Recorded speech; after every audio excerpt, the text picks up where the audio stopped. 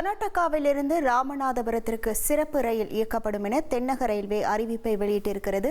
November மாதத்தில் 5 சனிக்கிழமைகளில் சிறப்பு ரயில்கள் இயக்கப்படும் எனவும் தெரிவிக்கப்பட்டிருக்கிறது.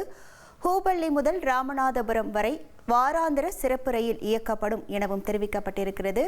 ராமநாதபுரம் ஹூபள்ளி இடையே 5 ஞாயிற்றுக்கிழமைகளில் இந்த சிறப்பு ரயில்கள் இயக்கப்படும் என தெரிவிக்கப்பட்டிருக்கிறது.